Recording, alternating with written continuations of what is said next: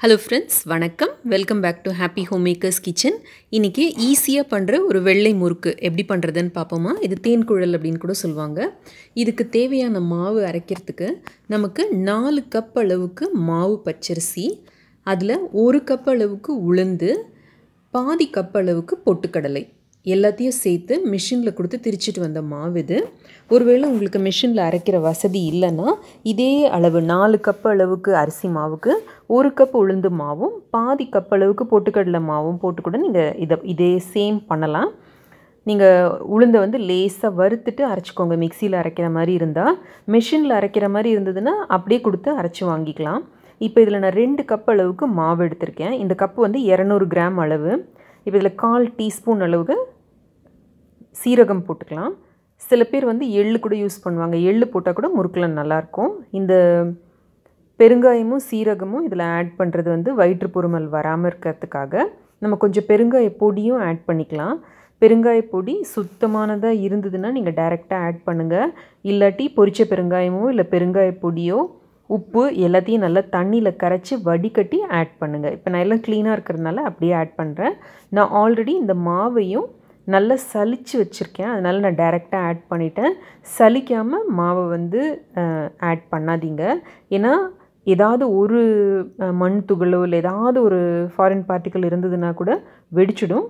அதனால் கண்டிப்பாக ஒரு தடவை சலிச்சிட்டு மாவை எடுத்துக்கோங்க.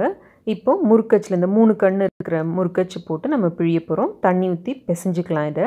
இதில் இந்த 2 கப்புக்கு 1 டேபிள் ஸ்பூன் அளவுக்கு வெண்ணெய் சேர்க்க போகிறேன்னா, உங்களுக்கு வெண்ணெய் சேர்க்க வேண்டாம் அப்படின்னா நல்ல ஒரு கரண்டி குழிக்கரண்டி அளவுக்கு எண்ணெய் காய்ச்சி நல்ல சூடாக நல்ல புகை வர அளவுக்கு காய்ச்சி இந்த மாவில் விட்டு பிசைஞ்சிக்கிட்டிங்கன்னா கூட முறுக்கு நல்ல கரகரன்னு வரும். இப்போ இந்த முறுக்கச்சில் இந்த மாவை நொப்பிக்கலாம். மாவு இந்த பதத்தில் நீங்கள் பிசைஞ்சிங்கன்னா நல்லாயிருக்கும். கொஞ்சம் கையில் ஒட்டுற மாதிரி அளவு பதத்தில் பிசைஞ்சுக்கோங்க மாவை.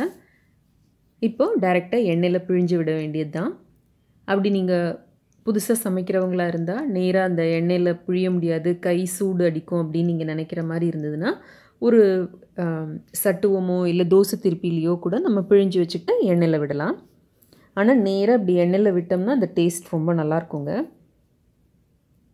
இப்போ பாருங்கள், நான் இந்த தோசை திருப்பியில் இது பண்ணி காட்டுறேன். இந்த எண்ணெய் பலகாரங்கள்லாம் பண்ணுறப்ப இந்த கேஸ்க்கு பக்கத்தில் ஒரு பேப்பரை போட்டுக்கிட்டோம்னா நமக்கு அப்புறமா க்ளீன் பண்ணுறது ரொம்ப ஈஸியாக இருக்கும். எண்ணெய் தெரித்து எல்லா இடமும் வீணாக போயிடும் இல்லையா, அதனால் இது க்ளீன் பண்ண ஈஸியாக இருக்கும். இப்போ இதை திருப்பி போட்டுக்கலாம். திருப்பி போட்டு 2 பக்கமும் நல்லா வெந்து அந்த நுரை மாதிரி வருது பாருங்கள், அந்த பபிள்ஸ் எல்லாம் நல்லா அடங்கி அது நல்லா கிறிஸ்பியாக ஆனோடனே நம்ம இந்த முறுக்கை எடுத்துடலாம்.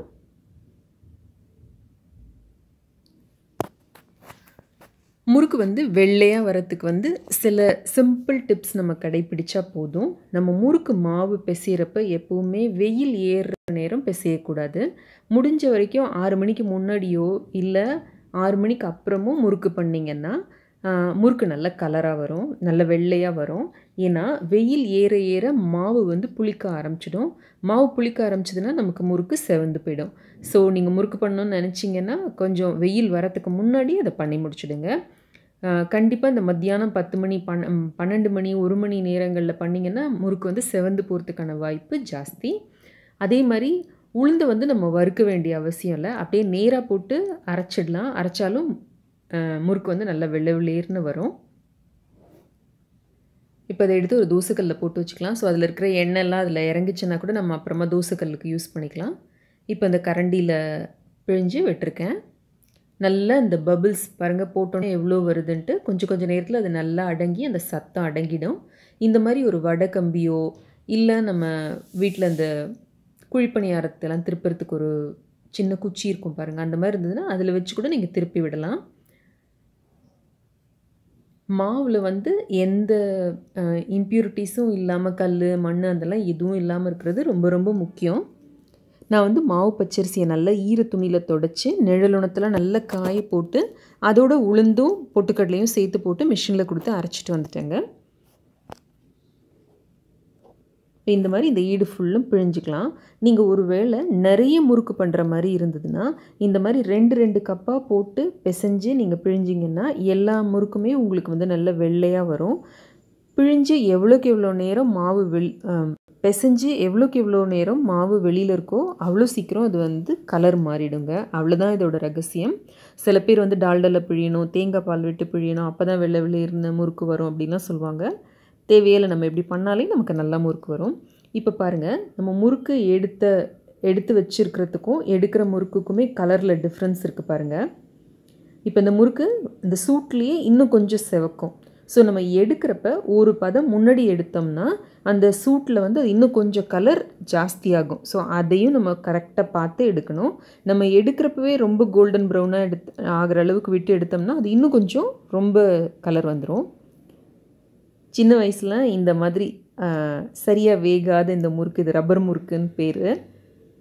ஃபஸ்ட்டு முறுக்கு பிழிய அம்மா ஆரம்பித்தோடனே இந்த ரப்பர் முறுக்கை வாங்கி சாப்பிடுவோம். அது ரொம்ப டேஸ்ட்டாக இருக்கும். ஆனால் நிறைய சாப்பிட்டா வயிற்று வலிக்கும்னு சொல்லுவாங்க. ஸோ இந்த முறுக்கை வந்து நல்லா வேக வச்சு எடுத்துக்கலாம். அந்த ஒரு பதம் முன்னாடி எடுத்துருங்க. இப்போ இன்னும் கொஞ்சம் நேரம் இருந்ததுன்னா இன்னும் கொஞ்சம் நல்லா கிறிஸ்பாக இருக்கும். நீங்கள் தோன்ற நேரத்தில் அதை எடுத்து வச்சிட்டிங்கன்னா அந்த சூட்லேயே அது கரெக்டான டைமுக்கு வந்துடும். எப்போவுமே எண்ணெய் பலகாரம் பண்ணுறப்ப இந்த மாதிரி ஒரு பெரிய மூடியை பக்கத்தில் வச்சுக்கோங்க. ஏதோ ஒரு காரணத்தினால வெடிச்சதுன்னா டக்குன்னு கேஸ் ஆஃப் பண்ணிவிட்டு இந்த இதை போட்டு மூடிடுங்க எண்ணெய் சட்டியை.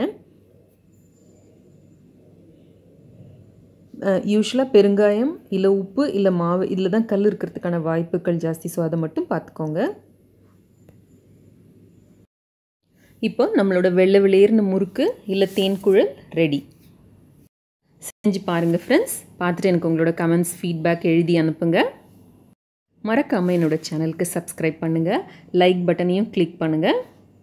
என்னோடய சப்ஸ்கிரைபர்ஸ்க்கு நன்றிகள். வணக்கம். மீண்டும் ஒரு நல்ல வீடியோவில் சந்திப்போம்.